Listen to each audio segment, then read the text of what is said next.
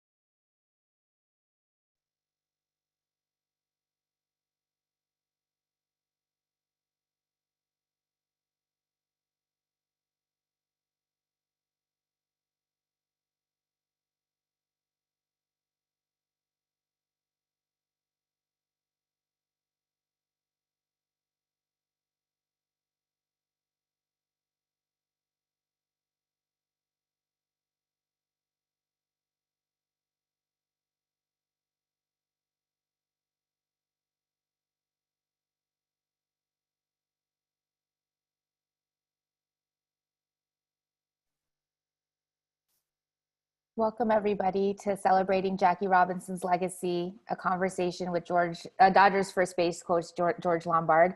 We will be getting started in just a couple minutes, so keep joining, and if you have any questions, please feel free to put them in the chat, and we'll be getting started in just a minute or two.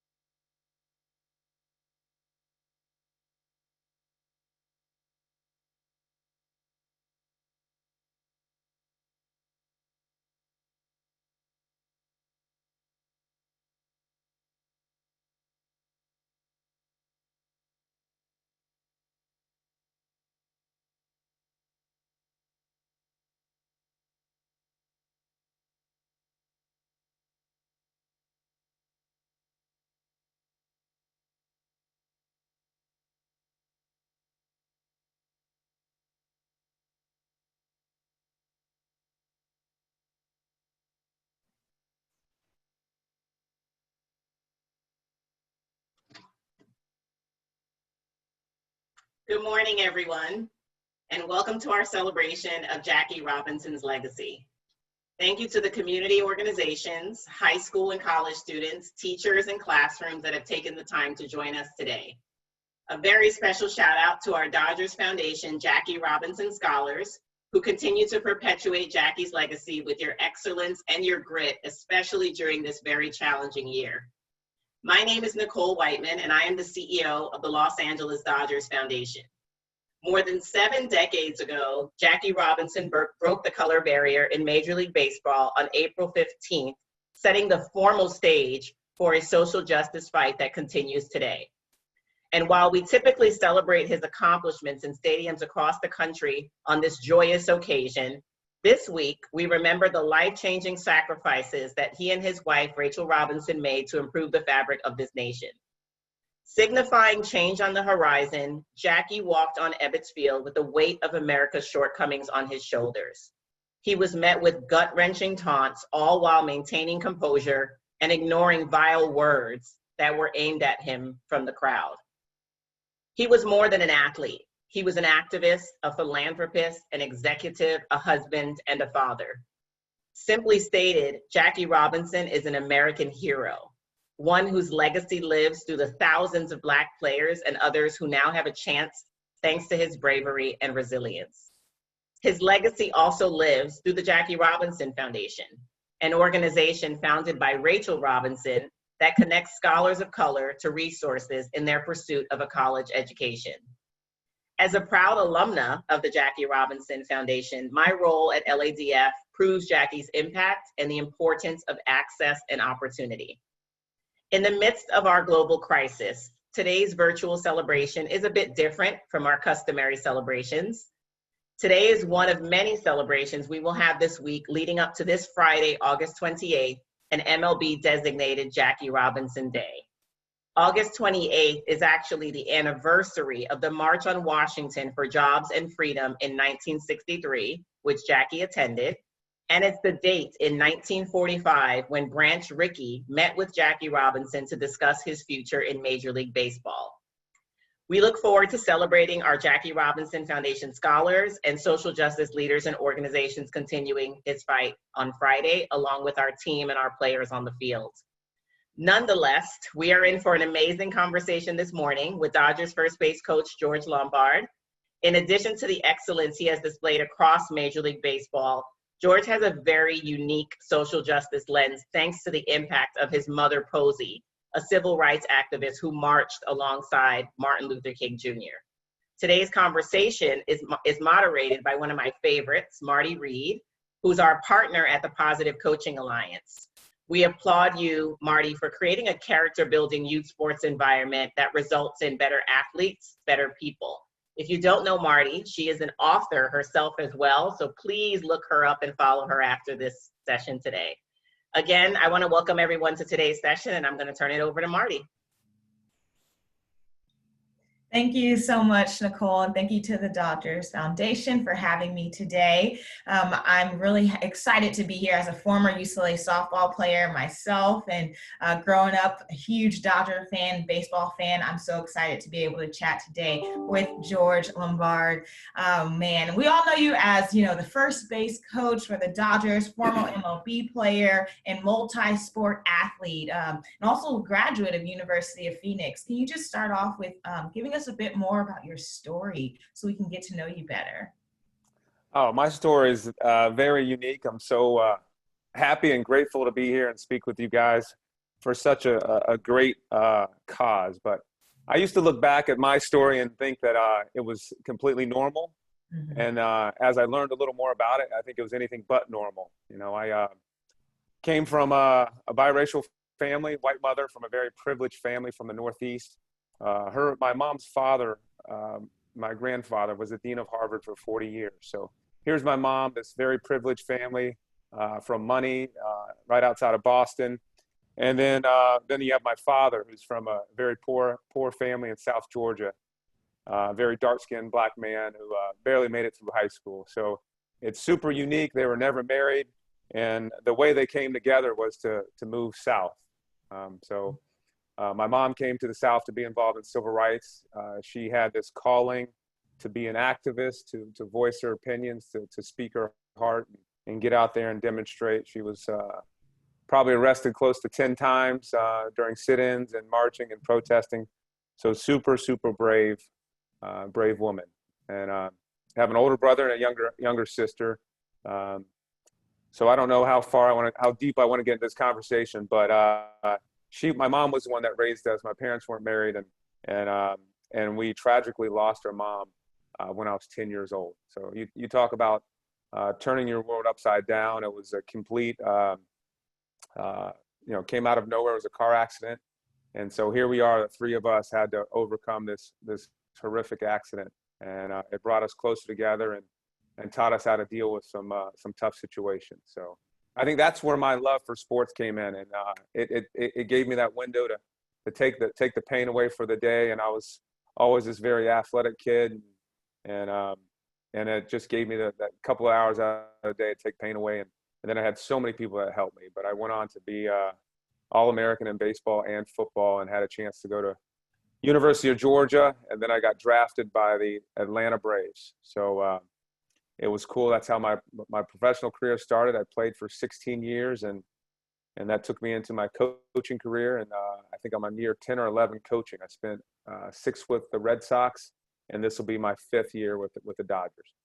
Wow, that's amazing. I mean, your story is so special, going through so much adversity, growing up and overcoming so many challenges. How were you able to, or how did that prepare you, into the person that you are today? What would you say helped you develop through that time to become the person you are today?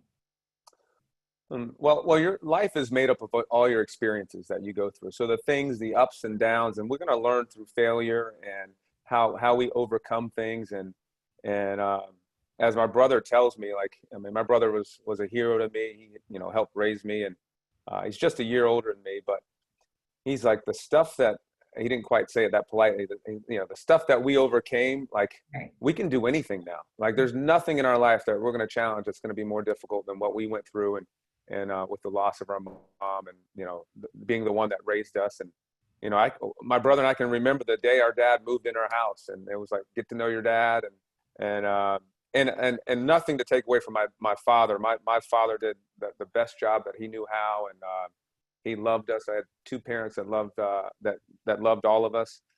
But these failures and these life events that you have to overcome, that's going to define who you are. And it kind of, you pick a direction in which way you want to go. And it's been very good. I have a brother that's a lawyer here in Santa Monica, so I get to see him a lot. And my sister is doing a lot of work in DC, and she got a master's at Harvard. So the three of us are very, very close. Absolutely. What a wonderful family. And going through that definitely, helped you become the person that you are today. And it definitely reminds me of the person we're celebrating right now, Jackie Robinson, all the things that he overcame in his life. We celebrate Jackie Robinson and his legacy. And we have our esteemed Jackie Robinson scholars tuning in as well, who we'll also be hearing from later. But I wanted to know, what impact did Jackie have on your life specifically?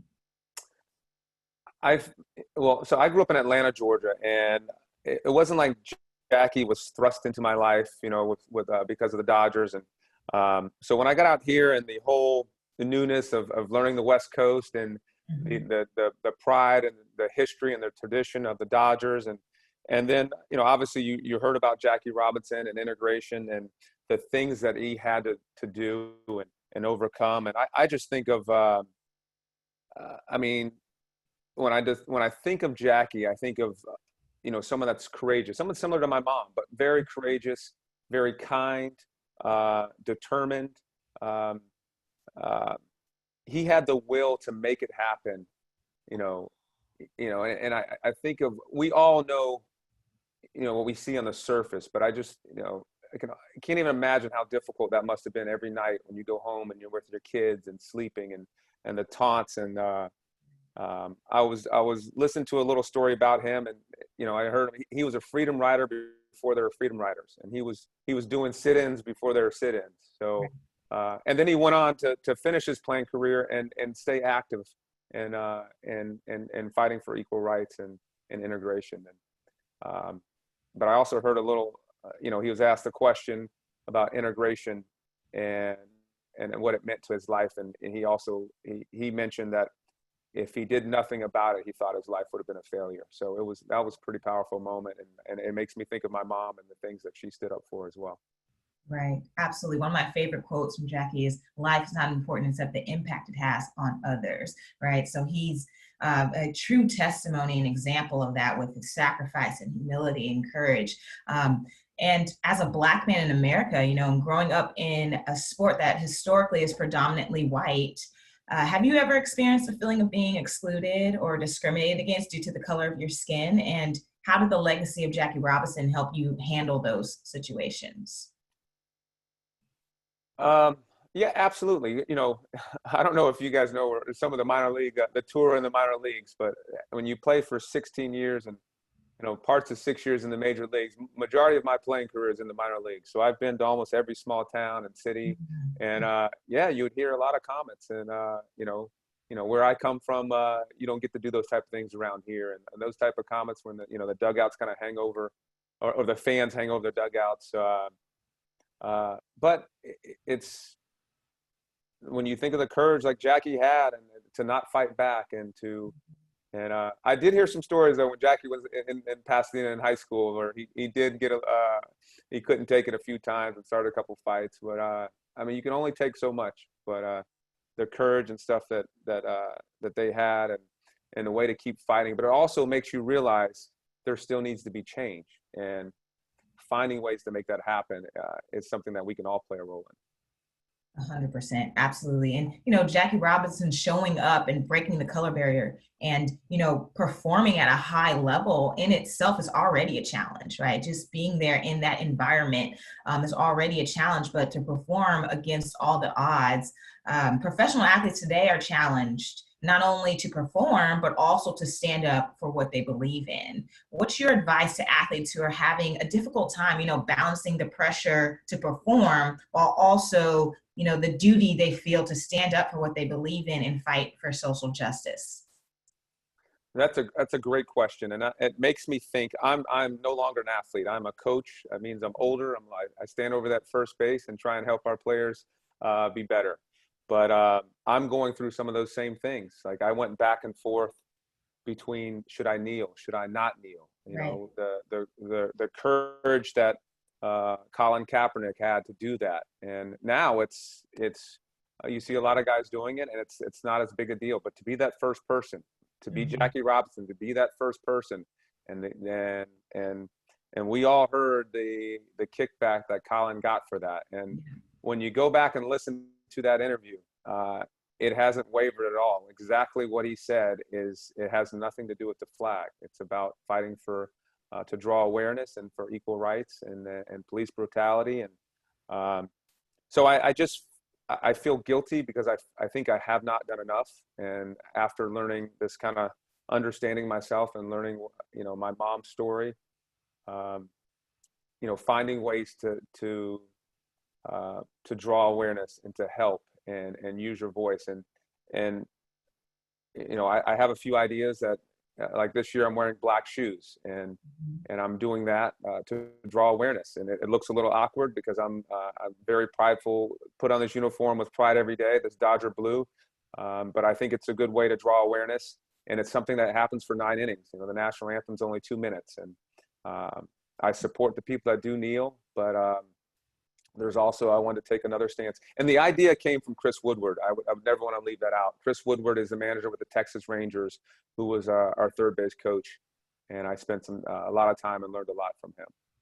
Nice. Well, yes, absolutely. And we see the black cleats, and I love it. I'm actually going to introduce one of our Jackie Robinson scholars to share a question. We have Matthew Cachet. He's going to join us and introduce himself and ask you a question now.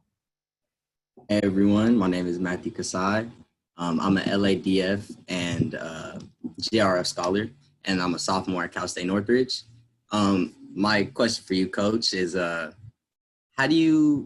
what moments in MLB history do you think showcase and really highlight the impact that Jackie Robinson had on the entire league as a whole? Good question. I mean, what Jackie did for all of us, we wouldn't be out there if it wasn't for a guy like Jackie Robinson.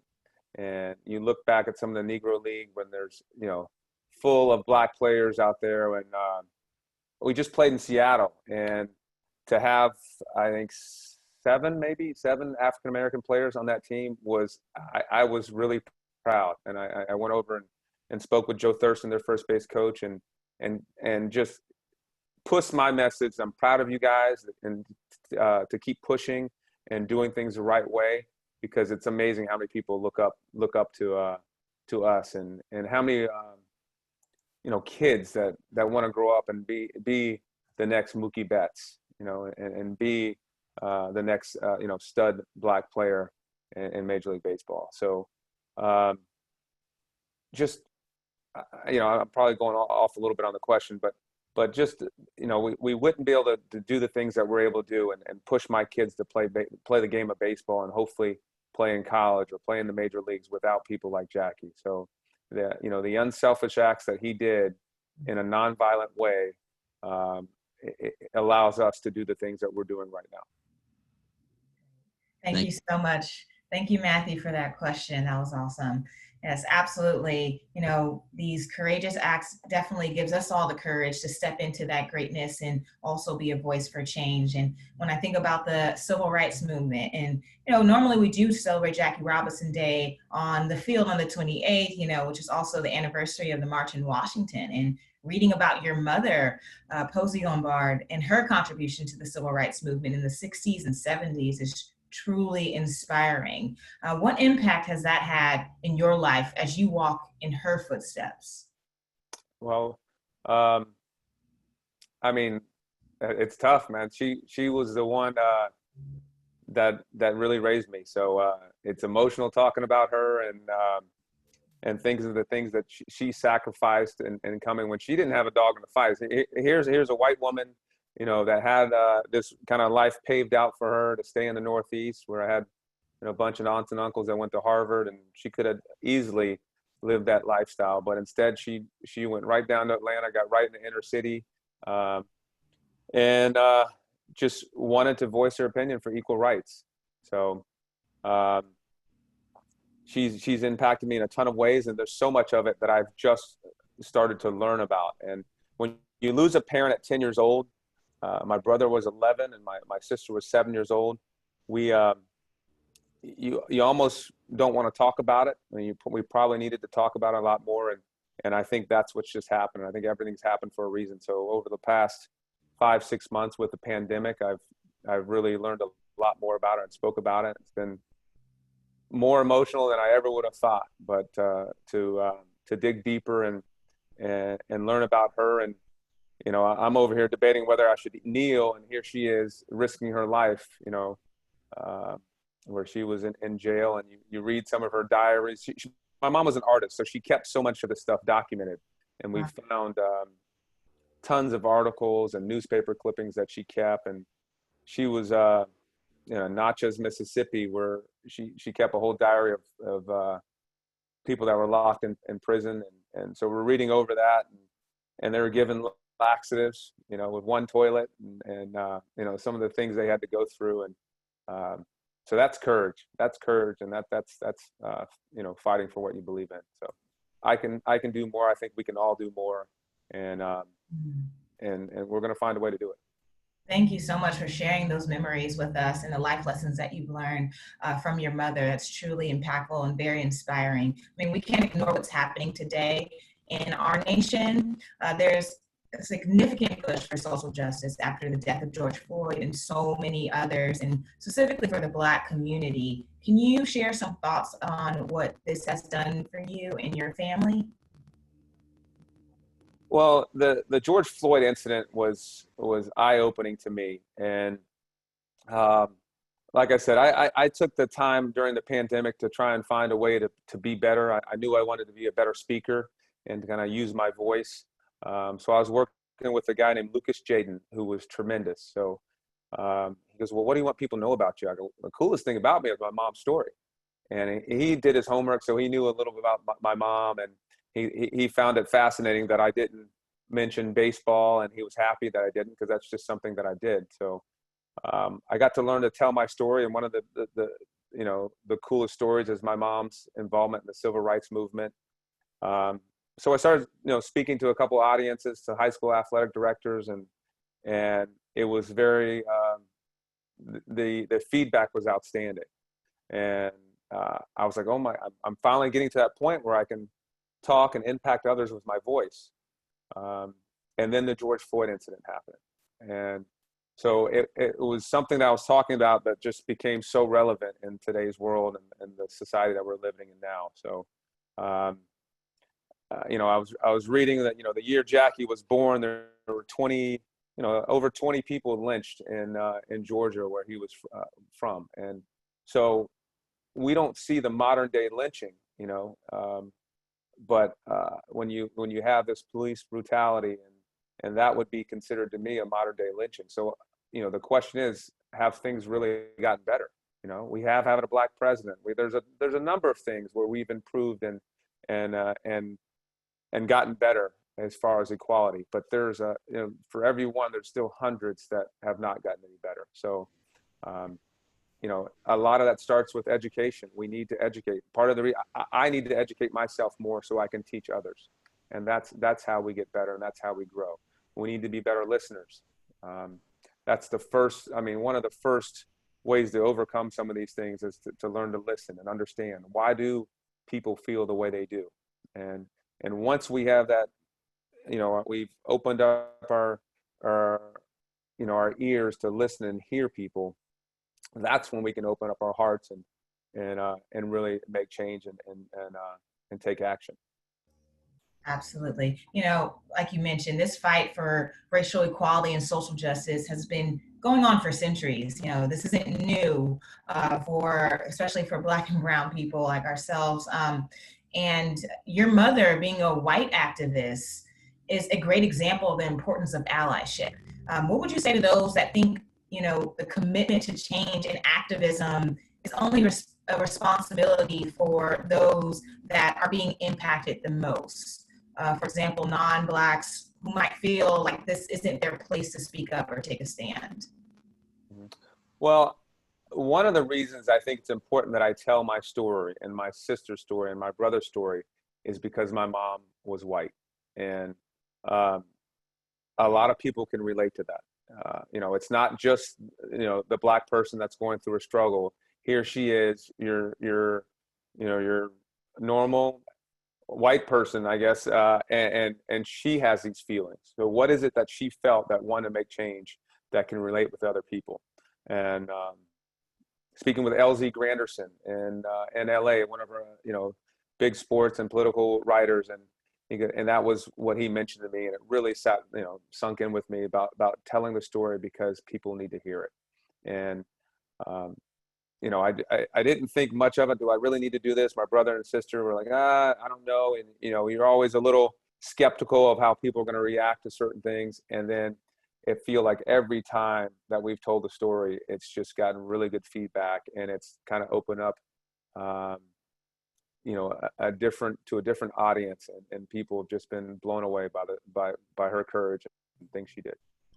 Thank you so much. And I do really appreciate you being willing to step out of your comfort zone and share that story. I know it's not easy. It's definitely tough. You're living through it and then also having to remember all those things. But we do appreciate you being willing to share that with us. And it definitely makes us stronger as we continue this fight for equality. I do want to introduce another Jackie Robinson scholar to come on and ask a question for you, George.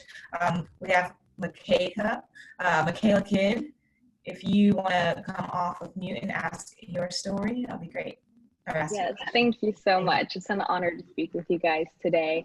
I'm Michaela Kidd, as she mentioned, and I'm an LADF Jackie Robinson scholar, and I'm a freshman at Pomona College. My question is, what is your advice to young Black youth at this time of almost like sudden global receptiveness to progress for social justice? Mm-hmm. Well, first of all, congrats on being a scholar, and congrats to Matt as well. I didn't mention that earlier. But, you know, so my advice, I just think of like, who am I to give advice? But, you know, I have been through some ups and downs in my life, but I think of just making a difference. Like, if we think, how can I impact this world? How can I make a difference in a positive way? You know, and when I've done a few talks, I kind of end it with, I remember I spoke at Yale, and I was just trying to find a way to relate. I don't have much in common with a bunch of Yale students, but when I left the conversation, I kind of ended it with, you know, I lost my mom when I was 10, and you think of the life she lived. It was such a short life, cut way too short, but the way that she impacted so many people in such a short period of time. And I finished it with, just to be able to relate to it, my mom was the age of most of the students there at Yale when she did this. So it was I thought it was pretty powerful. She was 21, 22, 23 when she was walking, you know, doing the sit-ins and you know, having police in Alabama, state troopers in Alabama coming after her. And you know, as I've learned more about this, we've dug into it. We've actually found some, actually one of the journalists for ESPN found an old archive when she was protesting in Natchez, Mississippi. So amazing. Here it is. We've seen photos and all this, but here she is walking, carrying a sign demanding for equality at probably 22 years old. So, you know, live your life with a purpose, because that's what's going to be rewarding and make a difference as much as you can. Thank you. Thank you so much. Thank you so much, Michaela. That was an amazing question. Very powerful answer as well. We have a couple of questions from the audience as well. This question is for you from Thomas Lee. He said, when you think of your mother and father's legacies, how do you find ways to pay it forward as a coach for the Dodgers and resident in Los Angeles? So to pay it forward, yes, there's tons of ways that we can pay it forward. And just by me coming out and speaking and the platform that I have, you know, working for the Los Angeles Dodgers and putting this uniform on, it reaches thousands of people. And so, you know, having said that, I've heard from Leslie Wilkes, a high school classmate of my mom from Weston, Massachusetts, and her classmates, Ron Powers, they gathered up $10,400 to donate in a charity of our choice, my brother, sister, and I, that we think that my mom would have represented. So we chose EJI, Equal Justice Initiative, the Brian Stevenson Foundation, the lawyer from Just Mercy. So it was amazing. Here it is. You know, we're starting to talk about it, and when you don't think you're doing anything, now we've raised over $10,000. The kindness you know, these people knew my mom when she was, you know, 16, 17, 18 years old, but they knew what she stood for. And so just that gesture goes a long way. And so we've kind of connected with EJI out in LA through Nicole, has been tremendous in helping, and the whole foundation. And then I do another talk, and I talk with to Tom Cousins Properties in Atlanta, a high school classmate of mine, and went great. They're doing town hall meetings about social injustices, and they brought me on to speak. And he finishes a call with Colin Connolly finishes the call with, I'd like to donate another $10,400. So now the donations have been unbelievable, and just by simply going out there and sharing a story and finding ways to make a difference. So that's, you know, just one way to pay it forward. But, you know, it can be as simple as just donating your time, going, you know, being around kids, donating your time and listening to them, hearing them, and helping your neighbor out. That's great. Absolutely. We can always find ways to do more and be more for others and continue to have an impact on those around us and making this world a better place. I would love to talk about your, you know, experience with your career and college. You know, what have you learned since becoming a coach that you wish you would have known as a player? And what's some advice that you would have for young players coming up in baseball and softball? What I've learned as a coach that I didn't know, like, you know, it's, as a coach, starting off and coaching at the lowest level, you know, it's coming full circle. So here you are for 16 years, you start at the lowest level, kind of chip away, and you work your way up, you get all the way to the major leagues. And then I had a coach named Chino Carajilla, who probably impacted my career as much as anybody, but he goes, George, when you start coaching, start at the bottom. Didn't quite understand what he meant by that then, but when you start at the bottom, it allows you to fail. And fail with like not as many regrets, and so that's how you learn. You know, like a lot of people say, you know, failure is the first step to success. Because if you're doing something correct over and over again, you're never going to progress at it. So once you start to fail, like, wow, maybe doing it this way is not the best way to do it, and then you learn. That's what we've learned so much in baseball. The hitting is completely changed, pitching is completely changed, and we had been doing it for this one way for so long, but does that make it right? So at the end of every year, you want to analyze and go over, like, is my process correct? Do I need to find new ways to do this? And so as you do that in the minor leagues and learn to chip away, that's how you can get progress. And then the trust factor. I mean, one of my most difficult moments as a coach was, you know, losing the trust of a player. It's very difficult to earn it back. So, but like I said, I learned from that moment. I hope it never happens again. And it's going to make me a better coach because of that. I joke around with Mookie. I was Mookie's first manager. So I was with the Red Sox. I can remember the day he walked through those clubhouse doors in professional baseball, and he went out to proceed in his first game and make a couple errors at shortstop, and so we had to pull him in and talk to him, and he was trying to, make up 10 at bats and in one inning. So it's fun to watch. But over the next 4 or 5 years, I could pretty much tell Mookie to do whatever, and he'd believe in it because there's that trust factor. So then you get to the major league level, and you think you automatically have that trust, but looking back, that took 4 or 5 years to get like that. So there's not a whole bunch you can do to speed that process up. It just happens organically. So it takes a lot of patience and time to do that. There are exercises, bonding exercises, spending time with them, and just obviously being a better listener helps you gain that trust with these players.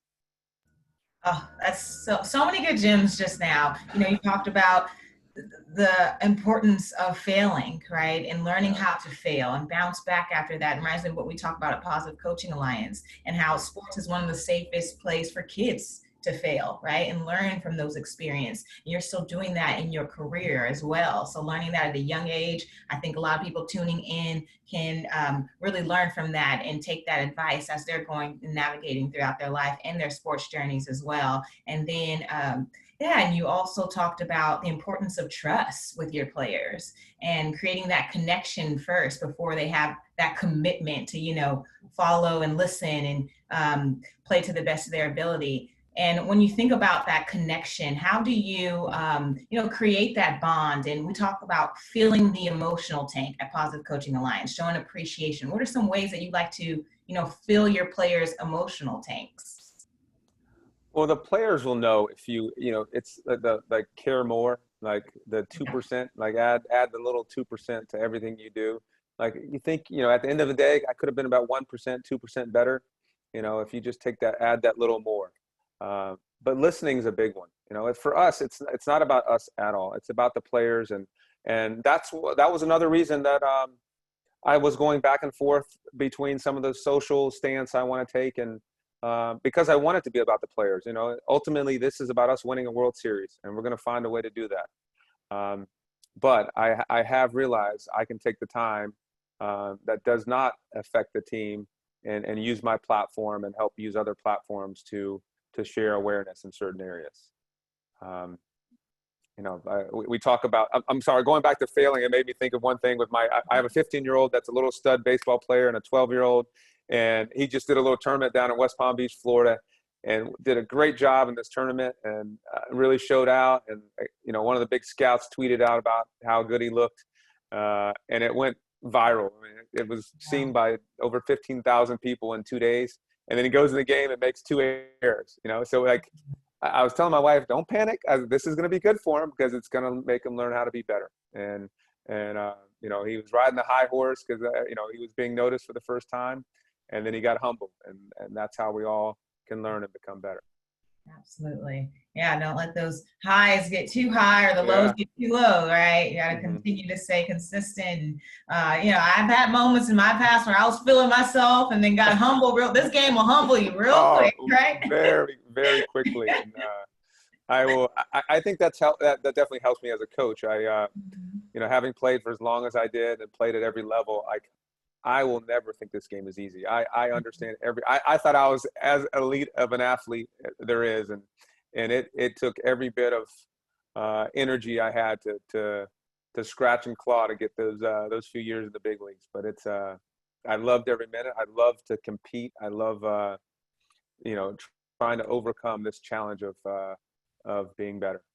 Absolutely. I do think baseball and softball provides that opportunity, for kids to learn and grow in those areas. We do have a question from the audience. Donald Moore asked, what can we do to market the game of baseball in urban areas? How can we increase participation for youth of color? What are some ideas you have around that? Well, what MLB's doing their best job, but it's going to take some more work from our retired players, our current players, to get into these cities and be involved with the kids. We need to spend more time. And I even tell I live in Miami in the winter, and there's a ton of ex-professional baseball players and current baseball players. Like, there's no reason I can't put together something once a week where we have we're doing something good for the community and helping kids out. And but it's about developing these these RBI programs and urban youth academies. But you need to bring it to these kids because baseball is such an expensive game. And I guess right here in LA is like the flagship one, run by Daryl Miller. So we need to create more opportunities for these kids and teach them the game, because it really is a beautiful game, and there's so many benefits and so many ways to grow in the game, whether it's baseball, softball, umpiring, it's just scouting. There's just so many avenues you can go with. But it teaches you how to be tough too. Like we all, as well as anybody, how difficult this game and this game of failure to overcome. And if you can overcome some of these things on the baseball field, it's going to make it that much easier in life. Absolutely. Yeah. And, representation matters. When we see it, we can become it. So it's very important to have people out here giving back to the youth. What the Dodgers Foundation is doing with RBI League and actually going out into communities is so important. So we definitely want those tuning in to share and spread the word, to continue making an impact in our Los Angeles area. Now, I really want to ask you about this because you got your degree in 2015. Congratulations, by the way. It's a huge accomplishment. Why was it important for you to get your degree, even though you were already established in your career? Why was it important to go back and finish your education? Well, I knew the importance. My mother always stressed on education. She was a teacher. She taught at Georgia Tech. She was an art teacher. She taught English as a second language. But the whole family, and even my grandparents on my mom's side, were always pushing education. So there's a few reasons I did it. I did it for myself. Like, for me to say that I have a college degree is important. For me to be able to tell my kids that I got my college degree, they can be like, Poppy, you didn't go to college. Yeah, I did. It took me a little while, but I did. And obviously for my mom, I know I was as excited as that degree from University of Phoenix as my time I spent in the major leagues. So it was such a sense of accomplishment, and to do it. And looking back, I don't know how I made time for it, because I was managing with the Red Sox. I was getting up at 4:30 in the morning to answer a couple college questions, and then I'd do my workout, then prep the team for the day, and then I'd still be there at that stadium that afternoon doing the game report, and then doing more schoolwork, and I'd try and wrap it all up. So we had a 10 a.m. game on Saturday morning and Sundays off, so I could take the 2-hour drive home to Miami to be with my family, and I didn't have to do schoolwork when I got home. So I tried to do it all during the week, so I could spend those 2 nights with my family, and then wake up at 4 in the morning Monday morning and head back up to Fort Myers. So I really appreciate it. Appreciate the way it all happened. And as you get older, you really appreciate it more, because you're not just taking a college class to get through. You're taking a college class because it's something you want to learn about. So I got my degree in psychology, and I think we're all, as adults, we're all psychologists. And whether it's, finding a way to relate with my wife, and when times get tough with us, or my kids, and, trying to teach them a lesson, or dealing with the players, every player is different. Dealing with Latin players is different than dealing with some of the American players, find that bond. And, to live in life, you have to find ways to communicate, and a degree in psychology helps you with that. Now, that doesn't take anything away from what I do. I love what I do. I have a dream job, and but it just it makes you think. And anytime we're struggling with where we want to go in life and what we want to do, it's great to take a course or a class, because it kind of clears your mind and gives you a direction to head in. Right. Yes, absolutely. It shows that you're a lifelong learner. You don't ever stop learning and continue to learn, be a student throughout life. And I think that's so important. And also shows that dedication and determination that you had to stick to something, and the commitment, right? It's definitely, I think it does get harder when you get older to go back when you've already established your career and everything, to still, take that time to get your degree. It's a huge testimony to the person that you are. And I think a lot of people tuning in today, a lot of the young people tuning in today can learn a lot from your experience. and what you learned through that, and how your degree in psychology helps you be a better coach, a better father, a better husband, all those things. So thank you for sharing that with us. We do have another question from the audience I'd like to ask from Marti Reed. She says, when you think of your favorite teacher while growing up, what things do you remember made him or her your favorite teacher? I can think of a number of teachers. You know, when you lose a parent and you're able to make it, make it out of that difficult situation, you got to be thankful to a lot of people. And one that jumps out to me, and I talk about my Miss Jordan. Carolyn Jordan was my guidance counselor in high school, and I remember we were struggling. We had one car, and I grew up on it wasn't the best neighborhood in the world, but it was in Southeast Atlanta, and this private school I went to was on the north side of town. So my sister and I were stuck, didn't have a ride. She goes, "I got an idea. Why don't you just come live with us?" So to this day, I'm so grateful to her, and I'm still very good friends with her. And she was a second mom to me. But the list goes on and on of teachers, and I think of Bill Rayleigh, my football coach. From high school. He was a friend to me. He was a coach. He was a mentor. It taught me how to be tough. And Miss Beavers, I go back to middle school. I think of Miss Beaver, my homeroom teacher. And that's when, it was only a few years after the accident, but she would listen to me and tell me stories and just about listening. And when I think of the coaches that helped me when I was in pro ball at 18, 19 years old, it wasn't that they were giving me the best advice about mechanical thing about my swing or how to catch a ball, but it was about they cared and they were there to hear me and be with me. So when those times when you're 0 for 4 and you're struggling, they can pick you up, and when there's times when you're 4 for 4 or 3 for 3, they can humble you and keep you where you need to be. Right. I love that. At Positive Coaching Alliance, we call those double goal coaches. They have that first goal of winning and succeeding and teaching you how to, play the game. But the second, more important goal is developing the character of the athletes that they're coaching, and teaching them life lessons through sports. And you just shared with us how important it is to show that you care, creating that caring climate, listening, and showing your players that they matter beyond their performance out there on the playing field. So at the end of the day, we're just playing a sport out there. And these social issues that are going on are much more important than us winning a game and losing a game. And the fun part of the sport is the grind, the battle together, and overcoming this. Once you finally win this thing, then you're like, that was awesome. All right, how are we going to do it again? There goes the grind. Like, I'm going to embrace this grit, this challenge, to do it again. I love it. I love it. We're going to introduce another Jackie Robinson scholar to ask a question for you. We have Alicia Townsend or Townsell. Is that how you say it? Alasia Townsell. Go ahead and ask your question. Thank you. Hello, everyone. My name is Alasia Townsell, and I'm an LADF Jackie Robinson Foundation scholar, and I'm a sophomore at UCLA. My question for you is, what tips do you have for students who are navigating their way through college and high school during this pandemic?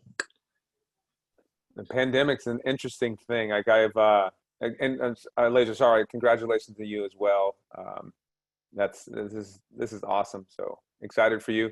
But the pandemic's interesting. Like, I had some of the coolest moments of my life when I was home, because in baseball, I've been in the game for over 25 years. I've never home at this time. We left spring training to go back home to spend time with our family. So we had every meal together. We worked out together. We talked. We did, little things my mom used to do where my mom used to make us write in our diaries, and then you have to write something positive about your sibling and their diary, then read it in front of the class. But we'd listen to books together. So no matter how difficult things are, and I'm sure this is not the way you envision going to college, and we can always take something good away from it. So find something good about. I've had John Gordon, a mental skills guy and an author. Find something good about the day and find something good about what we're going through. There's so much that we can take away. You get this opportunity to get a college education. It may not be how you envisioned it, but it also might free you up to do other things. But what I just tell everyone is find something that's rewarding and that you're passionate about, and just go all in on it. And I didn't know what I wanted to do when I was done playing. I knew I wanted to be involved with kids. I knew I wanted to be involved in sports and baseball, and kind of continue teaching what I did. And the job opened up with the Red Sox, and that was my first coaching opportunity. So, it's definitely gonna be challenging, but nothing worth it in life is easy. So if you'll find a way. I don't know if that helps you. Yeah. Oh, that's a great answer. And thank you, Elijah, for that question. That was a really great question. We have to find what we're passionate about, right? And overcome challenges throughout the process. So thank you so much for sharing that. Times are very, very tough right now. And sometimes it is very hard to stay motivated when the circumstances surrounding us are so tough.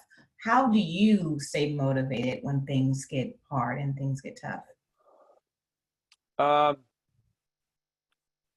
mean, just like I said, like finding something positive out of the day. Like I've had another coach that I respect a lot. There are going to be the players that you are difficult to work with, and he would tell me, find something you like about the player. There's always we don't get to choose the players that we have. We get them, and our job is to make them be the best player they can possibly be and help us win games. So that would just be, I guess, my simple answer to that.